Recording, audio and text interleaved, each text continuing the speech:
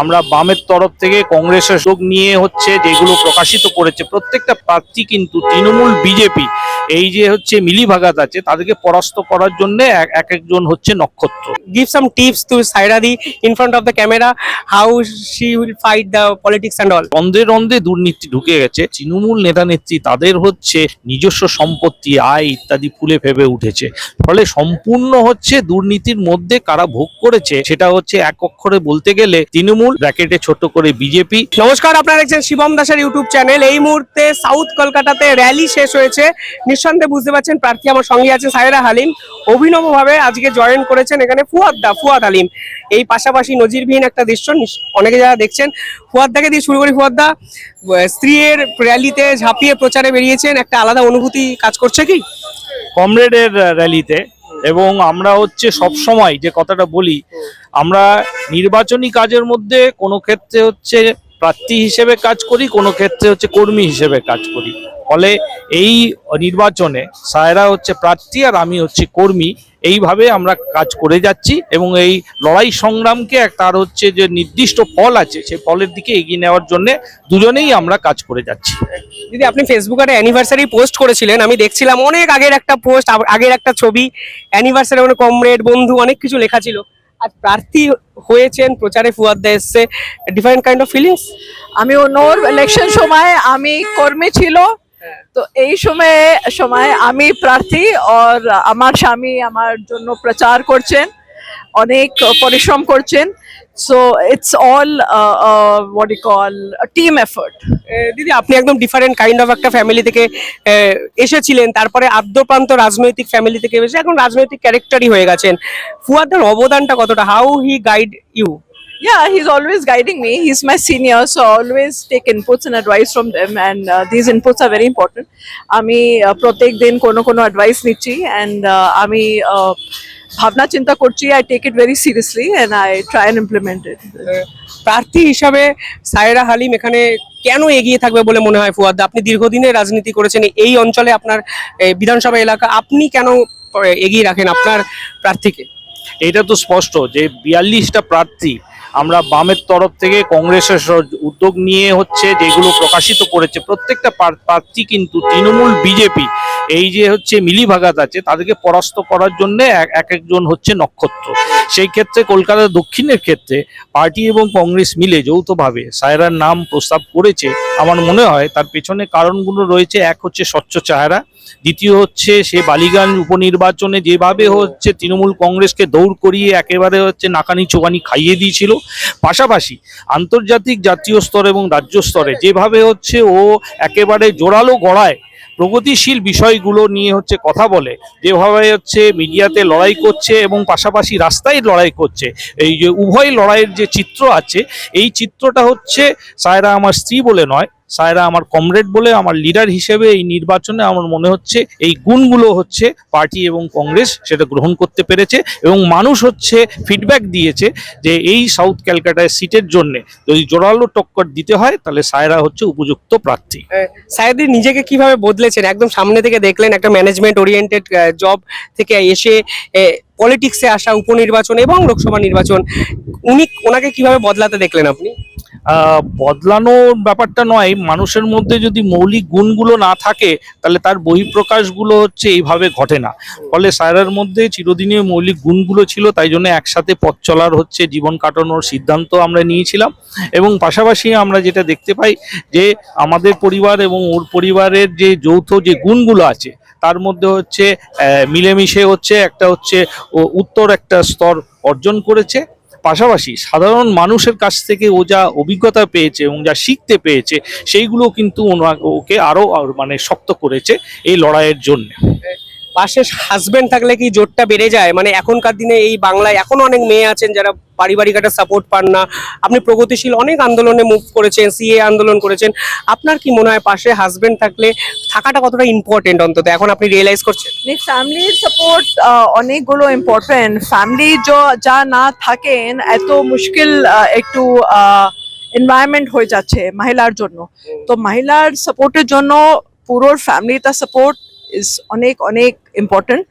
and I'm very grateful for this support, and it's very important that a seasoned social worker and politician like Dr. Fuad Halim আমাকে সমর্থন করছেন, এটাই আমি বলছি। কি কি টিপস পেলেন ফুয়াদদার থেকে বা ফ্যামিলি লোকজন থেকে? নেই, উনি তো সিজন পলিটিশিয়ান, তো আমাকে একটু প্রত্যেক দিন আমি কোনো জিজ্ঞাসা করতে কোনো টপিকতে, তো আমাকে অ্যাডভাইস দিচ্ছেন, আমাকে টিপস দিচ্ছেন, and I take updates from him. দিদি, সন্দেশখালী নিয়ে আপনি প্রেস কনফারেন্স করেছিলেন মুজাফফর আহমদ ভবনে। সন্দেশখালী ইস্যুতে এখন যে ক্লিপিংস ভাইরাল হয়েছে, ভাইরাল ক্লিপিংসে বলছে দ্যাট ইজ প্রি প্ল্যান্ড একটা পুরো বিষয়টা ইনসিডেন্টটা ছিল। আপনি হোয়াট ইজ ইউর মানে take on Sandeshkhali? See this harassment of womens অবশ্যই হয়েছে, আমি কি রকম হয়েছে দ্যাট ইনভেস্টিগেটিভ এজেন্সিজ কাজ। আমি তো মহিলার জন্য আমি বলছি, I am a woman, and any kind of harassment আমি টলারেট করবো না, any kind of sexual exploitation, any kind of harassment মহিলার নাতে আমি টলারেট করবো না। দাদা, সন্দেশখালী একটা ইস্যু, পাশাপাশি বিচার ব্যবস্থাকে একাধিকভাবে আক্রমণ করেছেন এ রাজ্যের মুখ্যমন্ত্রী। বলেছেন বিজেপির বিচারালয়, চাকরি চলে গেছে 26,000-এর উপরে মানুষের। বাংলার রাজনীতিটা আপনি কিভাবে দেখছেন বর্তমান সময়ে দাঁড়িয়ে? এই মুহূর্তে যদি আপনি সন্দেশখালীর বিষয়টা নেন, তাহলে নিরাপদ সর্দার তাকে অ্যারেস্ট করা হলো, এবং পরের দিন হচ্ছে পুলিশ তার নামে হচ্ছে এফআইআর লজ করলো, পরিষ্কার হচ্ছে ডেটের মধ্যে থেকে হচ্ছে এটা প্রকাশিত করলো। এটার হচ্ছে সামনে নিয়ে আসছে কি করে তৃণমূল কংগ্রেস তাদের দলের হচ্ছে দুর্নীতিকে প্রশাসন, পুলিশ ব্যবস্থা এবং পেশি শক্তির মধ্যে মেরুকরণ করে একদিকে নিয়ে এসছে।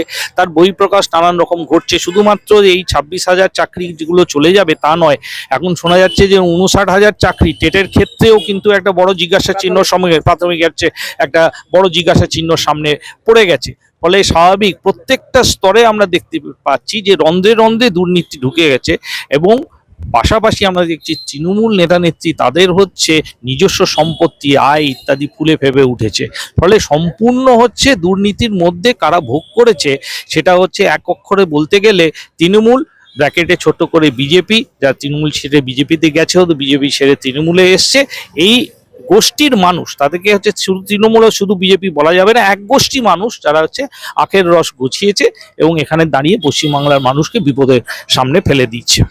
দিদি, আগের দিন বিমান বসু এসেছিলেন আপনার এখানে, আজকে মানিক সরকার এলেন। ভালো ভালো ইয়ং সিনিয়র লিডার্সরা আপনাকে সাপোর্ট করতে এগিয়ে আসছেন। এটা কি একটা আলাদা আত্মবিশ্বাস, কনফিডেন্স যোগাচ্ছে এই সাউথ কলকাতায়? হ্যাঁ, অ্যাবসলিউটলি। আমার সমর্থন জন্য সিনিয়র লিডার্স সুযোগ দিচ্ছেন, ইয়াং লিডার সুযোগ দিচ্ছেন, সিভিল সোসাইটি সাপোর্ট দিচ্ছেন। All this is very important, we need support of everybody. Kalyan Banerjee একটা প্রশ্ন তুলেছেন, যেহেতু আপনি মহিলা নিয়ে কথা বলেন, ওই দীপশিতা ধরের বিয়ে হয়নি, জেএনইউ 9 বছর ধরে পিএইচডি করছে, মানে প্রার্থীর বিয়ে হয়নি, এটা criteria for vote? Not an issue, বিয়ে হয় না বিয়ে হয়েছে, it is not a criteria. মানুষের হার্ড ওয়ার্কিং একটু মহিলাকে একটু কমরেডকে দেখতে চায়, and whether you're married or is not married should not play any role in you know what a candidate is putting up, the fight that she's putting up. না, এটা কি কল্যাণ ব্যানার্জির এখতিয়ারভুক্ত যে একজন প্রশ্ন করছেন প্রার্থীর বিয়ে কবে হবে, মানে বিয়ে হয়নি কেন, এই বিষয়গুলো আপনি কিভাবে দেখেন? We shouldn't ask personal questions from candidates. আমি নিজের personal questions ক্যান্ডিডেট জন্য আমি জিজ্ঞাসা করতেনি, নর am I interested. আমি পলিসির মতো আমি লড়াই করছি, আর এখানে পুরো লড়াই পলিসি নীতি নিয়ে করতেই হবে। আপনি ময়দানের আপনি যা যুদ্ধ দেখছেন, ইট ইজ রিগার্ডিং পলিসি, কোনো পার্সোনাল ম্যাটারতে আমি ঢুকছি না। That is all I say. Further, এরকম যখন প্রশ্ন আছে, আমার শেষ প্রশ্ন, আপনার কি মনে হয় রাজনীতিটার অবক্ষয় হয়েছে, সামাজিক একটা অবনমন? কল্যাণ ব্যানার্জি বলছেন দীপশিতার কেন বিয়ে হয়নি, মানে এটা একটা পলিটিক্যাল ইস্যু, পার্সোনাল অ্যাটাকের স্তরে আমরা কোথায় নেমে যাচ্ছি? এটা বলে দিচ্ছে যারা শাসক দলে আছে এবং শাসক দলের প্রতিনিধিত্ব করছে, তাদের নিজস্ব দল যেভাবে সরকার চালিয়েছে তার সম্বন্ধে কিছু বলার নেই বলে হচ্ছে বিরোধী প্রার্থীর হচ্ছে ব্যক্তিগত হচ্ছে কি রূপ আছে, কি তাদের জীবন আছে, তাদের হচ্ছে পার্সোনাল চয়েস কি আছে, সেইগুলো নিয়ে আলোচনা করা, তাকে হচ্ছে পাবলিক ডোমেনে নিয়ে আসা। স্বাভাবিকভাবে এটা রাজনীতির অবক্ষয়। রাজনীতি মানে হচ্ছে নীতির সৃষ্টি করা, নীতি রূপায়ণ করা। সেটা নিয়ে কল্যাণবাবুর যদি কিছু বলার না থাকে, তৃণমূল এখন প্রায় 14 বছর পশ্চিমবাংলার রাজ করেছে, ওনার যদি তার সম্বন্ধে হচ্ছে কিছু বলার যদি না থাকে এবং হচ্ছে কে কোথায় বিয়ে করেছে না এর মধ্যে যদি সীমাবদ্ধ হয়ে যান, তাহলে এটা পরিষ্কার কথা যে ওনার 14 বছরে তৃণমূল শাসন হচ্ছে ব্যর্থ হয়েছে, দুর্নীতি রন্ধ্রে রন্ধ্রের মধ্যে চলে গেছে এবং খুব সম্ভবত ওনার নির্বাচন জেতার জন্যে এছাড়া আর কিছু তৃণমূল সরকারের হয়ে বলার নেই। রাইট, ফুয়াদ দা শেষবার একটা রিকোয়েস্ট করছি, give some tips to Saira দি in front of the camera, how she will fight the politics and all. Yeah, the people will ensure that you will win. Neither you will win nor will the CPM win. It's the people who will ensure that you will win. Keep the people in front of you. Look at the people, learn from the people, and let the people lead you. অবশ্যই মানুষের থেকে শেখো, মানুষকে জাজ করতে দাও, মানুষ জিতবে, শুধু তুমি নাও, সিপিএম জিতবে।